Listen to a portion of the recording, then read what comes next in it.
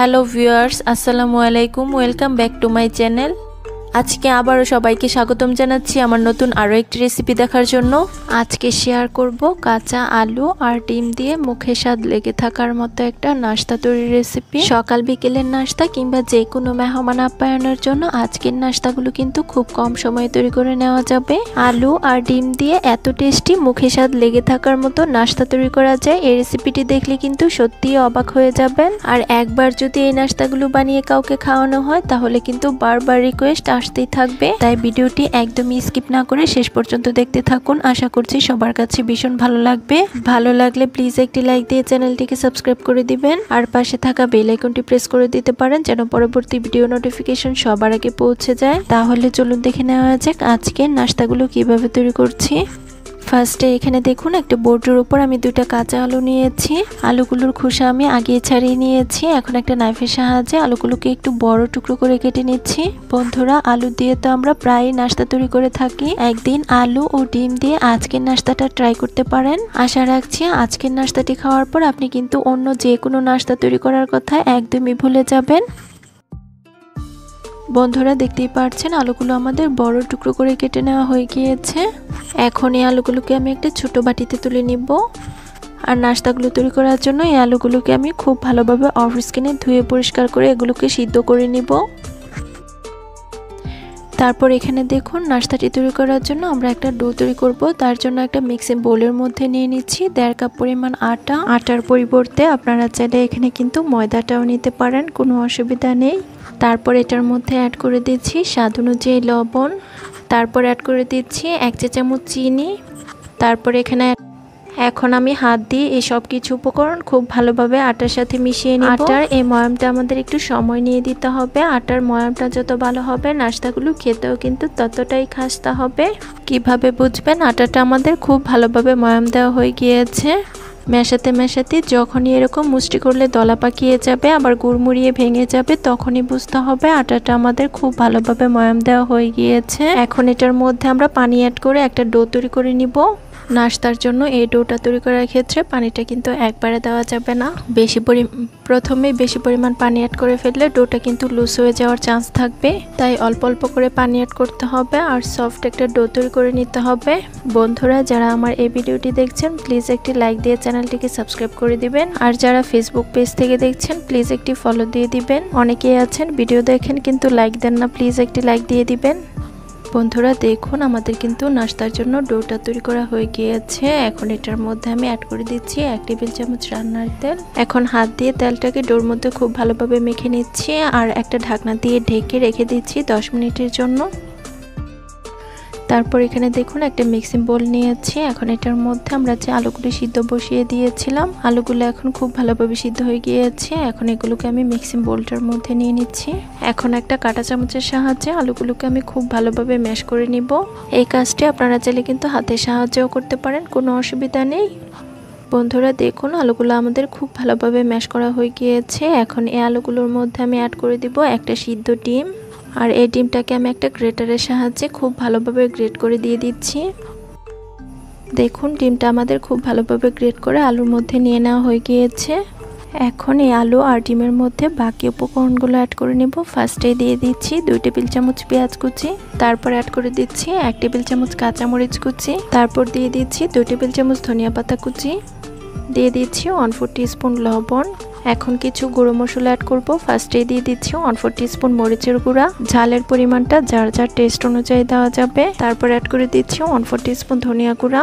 দিয়ে দিচ্ছি 1/2 চা চামচ জিরা গুঁড়া। দিয়ে দিচ্ছি 1/2 চা চামচ চাট মশলা। এখন হাত দিয়ে এই সব কিছু উপকরণ আমরা আলু আর ডিমের সাথে খুব ভালোভাবে মিশিয়ে নিব। বন্ধুরা, আলু আর ডিম দিয়ে আজকের এই নাস্তাটি এতটাই টেস্টি হয় যে কোনো মেহমান আপ্যায়নে স্বাদে সেরা আজকের এই নাস্তাটি কিন্তু একদম পারফেক্ট। নাস্তাটি একবার বানানো হলে যে কেউ কিন্তু অবশ্যই আপনার প্রশংসা করতে বাধ্য হবে। বন্ধুরা দেখতেই পাচ্ছেন নাস্তার জন্য পুরোটা আমাদের খুব ভালোভাবে তৈরি করে নেওয়া হয়ে গিয়েছে। এখন এটাকে আমরা একটা সাইডে রেখে দিব। তারপর এদিকে দেখুন আমরা যে নাস্তার জন্য ডোটা তৈরি করে রেখেছিলাম এটা কিন্তু এখন অনেকটাই সফট হয়ে গিয়েছে। এখন এই ডোটাকে আমি দুটি ভাগে লেচি কেটে নিচ্ছি। এখন এই লেচিগুলোকে আমি বল শেপ দিয়ে নিব। দেখুন দুটি লেচি আমাদের বল শেপ দেওয়া হয়ে গিয়েছে। এখন এখান থেকে আমি একটি লেচি বোর্ডের উপর নিয়ে নিচ্ছি। তারপর এই লেচিটার মধ্যে অল্প পরিমাণ আটা ছিটিয়ে একটা বেলনের সাহায্যে বেলে আমরা একটা বড় রুটি তৈরি করে নেব। বন্ধুরা দেখুন, বড় একটা রুটি আমরা তৈরি করে নিয়েছি। এখন এই রুটিটার সাইডের অসমান অংশগুলোকে কেটে আমরা স্কোয়ার শেপ দিয়ে নিব।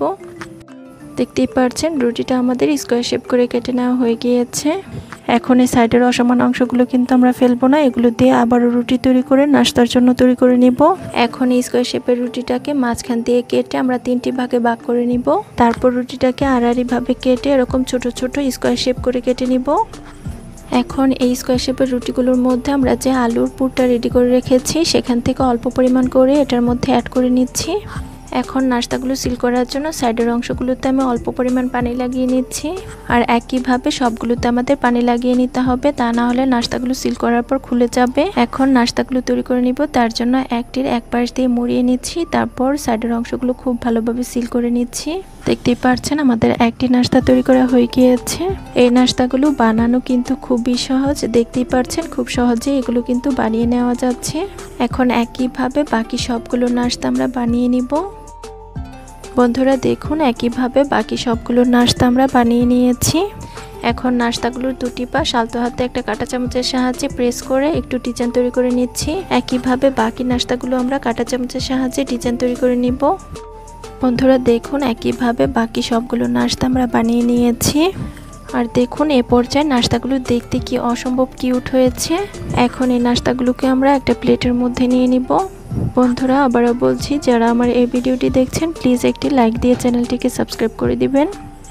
দেখুন সবগুলো নাস্তা আমাদের প্লেটের মধ্যে নিয়ে নেওয়া হয়ে গিয়েছে। এখন এগুলোকে আমরা একটা সাইডে রেখে দিব। তারপর এখানে দেখুন একটা ছোট্ট বাটিতে আমি একটা ডিম ভেঙে নিচ্ছি।